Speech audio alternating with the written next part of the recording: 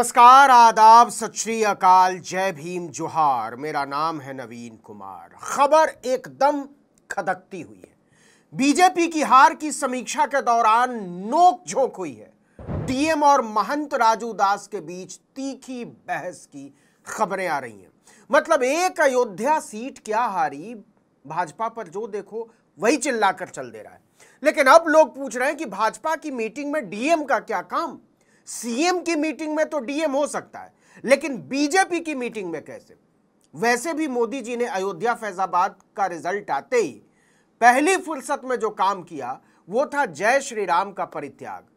जय जगन्नाथ, जय जगन्नाथ। अब जय जगन्नाथ बेच रहे हैं मोदी जी। गलती से भी जय श्री राम का नारा नहीं लगाते। पूरी दुनिया जानती है कि लोकसभा चुनाव के नतीजे सामने आने के बाद बीजेपी को सबसे ज्यादा झटका उत्तर प्रदेश में लगा है, पूरे 440 वोल्ट का। लेकिन इससे भी ज्यादा झटका उसे फैजाबाद में लगा है। जी हां, चुनाव आयोग की किताब में अयोध्या अभी भी फैजाबाद ही है, इसलिए चौंकिए मत। आपको पता ही होगा कि इसी साल 22 जनवरी को अयोध्या में नरेंद्र मोदी ने भगवान राम के विग्रह की प्राण प्रतिष्ठा की थी।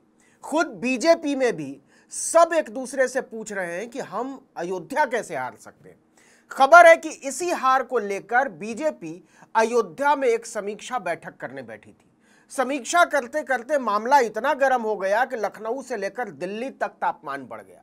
इस बैठक के लिए आए हुए 2 कैबिनेट मंत्रियों के सामने ही महंत राजू दास ने डीएम को ऐसा झाड़ा कि डीएम साहब बिदक गए और दोनों के बीच ऐसी बहस हुई कि बस पूछिए मत।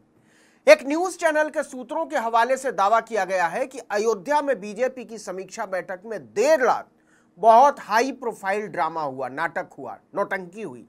बंद कमरे में हुआ यह ड्रामा इस समय पूरे उत्तर प्रदेश में चर्चा का विषय बना हुआ है। जानकारी के मुताबिक इस समीक्षा बैठक में योगी आदित्यनाथ की सरकार के दो दिग्गज कैबिनेट मंत्री सूर्य प्रताप शाही और जयवीर सिंह शामिल होने पहुंचे हुए थे और उनके सामने ही डीएम अयोध्या नीतीश कुमार नाम है उनका और हनुमानगढ़ी के महंत राजू दास में तीखी नोकझोंक शुरू हो गई। मीडिया रिपोर्ट्स में राजू दास के हवाले से दावा किया गया है कि उनका गनर वापस ले लिया गया है, इससे वो उखड़े हुए थे। सूत्रों से मिली जानकारी के मुताबिक महंत राजू दास अयोध्या के प्रभारी मंत्री सूर्य प्रताप शाही से बाकायदा समय लेकर बीजेपी की हार पर अपना फीडबैक देने पहुंचे थे। अब आप पूछेंगे डीएम वहां क्या कर रहे थे? किसी पॉलिटिकल पार्टी की बैठक में डीएम कैसे शामिल हो सकता है? अब डीएम साहब के लोगों का कहना है कि जी वो तो इसलिए पहुंचे थे कि 2 कैबिनेट मंत्री बैठक के लिए आए थे तो प्रोटोकॉल के तहत उनका वहां होना जरूरी था। लेकिन जब उन्होंने महंत राजू दास को वहां देखा तो वो तमतमा उठे, क्योंकि उन्होंने चुनाव के दौरान प्रशासन की तीखी आलोचना की थी। सब लोग बैठे हुए थे, डीएम से भी बैठने को कहा गया, लेकिन उन्होंने राजू दास के साथ बैठने से इनकार कर दिया। इस आदमी के साथ कैसे बैठ सकते हैं? और इसके बाद तो बवाल हो गया। दावा किया जा रहा है कि महंत राजू दास और डीएम नीतीश कुमार दोनों ने एक दूसरे के बस कपड़े नहीं उतारे, वरना बखिया तो सारी उतार दी। दोनों मंत्री हक्के बक्के, उनके चेलों ने रोकने की बहुत कोशिश की, लेकिन न तो गढ़ी के महंत माने और न ही जिले के महंत। लेकिन इसके बाद भी मामला शांत नहीं हुआ। मंत्रियों की मौजूदगी में हुई इस झड़प के बाद राजू दास के साथ आए गनर को बाहर जाने को कहा गया। बस इस पर राजू दास ने आरोप लगा दिया कि उनकी हत्या की साजिश रची जा रही है। सूत्रों का कहना है कि यह सारी घटना रात लगभग 11 बजे की है।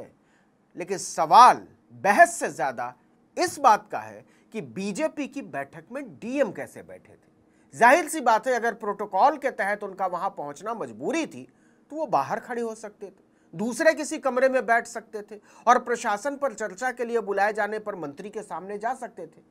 लेकिन सूत्रों का कहना है कि वो तो बीजेपी के कार्यकर्ताओं और पदाधिकारियों के साथ बैठे थे, तभी तो राजू दास के साथ उनकी भिड़ंत हुई। ये सबको अजीब लग रहा है। इस पर बीजेपी के लोगों का कहना है कि डीएम को बैठक की जानकारी नहीं थी, पार्टी बैठक की। जब उन्हें पता चला कि दोनों मंत्री सरयू गेस्ट हाउस में आए हुए हैं तो उनसे मिलने वहीं पहुंच गए। वहां भाजपा के बहुत सारे लोग बैठे हुए थे। वहीं डीएम को महंत राजू दास मिल गए और इसके बाद दोनों के बीच झड़प शुरू हो गई। लेकिन यह नोक झोंक और बहस खबर नहीं है। खबर है बीजेपी की हालत।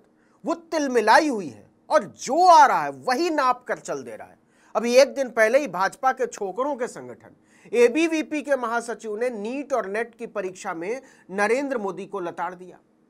समझ रहे हैं आप मोदी कितने मजबूत प्रधानमंत्री हैं? लीजिए, गलत सुन लिया आपने, मैंने मजबूत बोला है, मजबूर नहीं।